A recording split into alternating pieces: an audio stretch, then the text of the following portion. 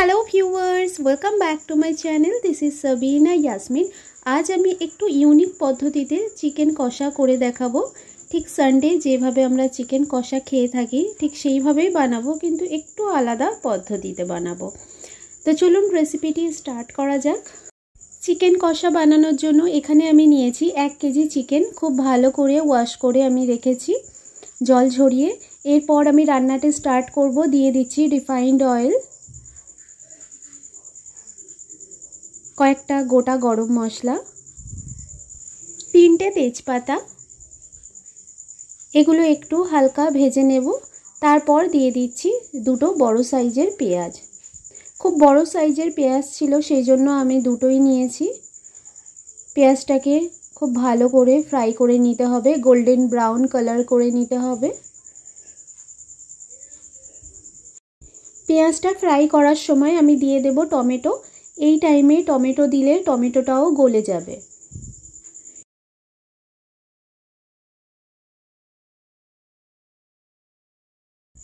দেখতেই পাচ্ছেন পেঁয়াজটা খুব ভালো করে ফ্রাই হয়ে গেছে, গোল্ডেন ব্রাউন কালার এসে গেছে।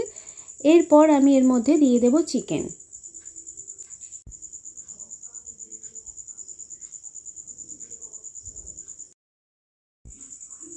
এবার আমি চিকেনটাও হাই ফ্লেমে ভাজা ভাজা করে নেব, কালারটা যতক্ষণ না চেঞ্জ হয়ে যায়।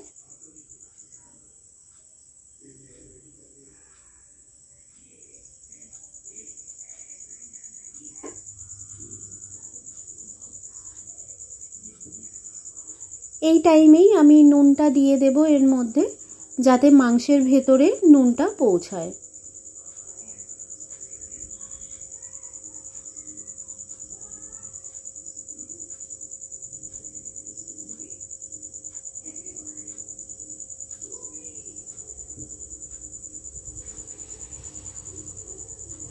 প্রায় 5 থেকে 7 মিনিটের মতো আমি চিকেনটাকে ফ্রাই করে নিয়েছি। এরপর আমি দিয়ে দেব আদা রসুন বাটা। আদা রসুন বাটা দেওয়ার পরও আমি আরও 5 মিনিটের মতো চিকেনটাকে ফ্রাই করব। আদা রসুনটা দেওয়ার পর আরও 5 মিনিটের মতো ফ্রাই করলে আদা রসুনের যে কাঁচা স্মেলটা থাকে সেটা চলে যাবে।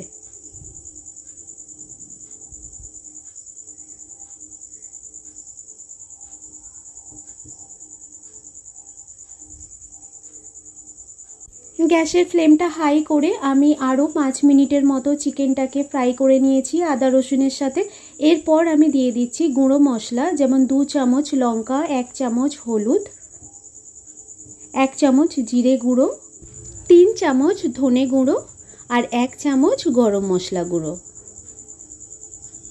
এরপর আমি চিকেনটাকে কষাতে শুরু করব।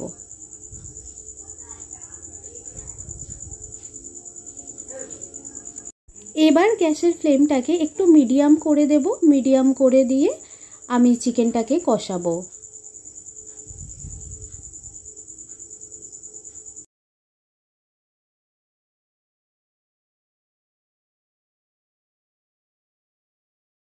এই টাইমে গ্যাসটাকে মিডিয়াম ফ্লেমে রেখে চিকেনটাকে কষাতে হবে, যাতে তলায় ধরে না যায়। আর কষাতে কষাতে সামান্য জল ব্যবহার করতে হবে।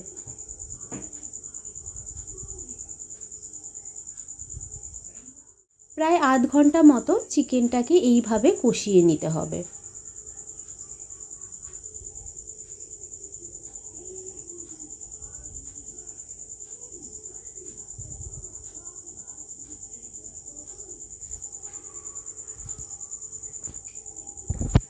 চিকেনটা কষানো হয়ে গেছে, এবার দিয়ে দিচ্ছি সামান্য জল। খুব বেশি জল আমি এখানে ব্যবহার করব না, কেননা এখানে চিকেন কষা বানাচ্ছি। তো যেটুকু গ্রেভি আমাদের দরকার সেইটুকুই জল আমি এখানে ব্যবহার করব। দিয়ে দিচ্ছি উপর থেকে সামান্য গরম মশলা পাউডার। দেওয়ার পর আমি কড়াইটাকে ঢাকা দিয়ে দেব, দিয়ে আরও 3 থেকে 4 মিনিটের মতো কুক করব। চলে এলাম 4 মিনিট পর। এখন চিকেন কষাটা কিন্তু একদম পারফেক্টভাবে রেডি। একটু অন্য পদ্ধতিতে আজকে চিকেনটা কষা করলাম, আপনারাও বাড়িতে বানিয়ে দেখুন কতটা ভালো লাগে। আর অবশ্যই আমাকে কমেন্ট করে জানাবেন। আর আমার রেসিপিটি ভালো লাগলে আমার চ্যানেলটাকে সাবস্ক্রাইব করে পাশে থাকা বেল আইকনটা প্রেস করে দিন, যাতে আমার চ্যানেলে আসা নেক্সট ভিডিওগুলোর নোটিফিকেশান আপনাদের কাছে সাথে সাথে পৌঁছে যায়। আজকের মতো বাই বাই।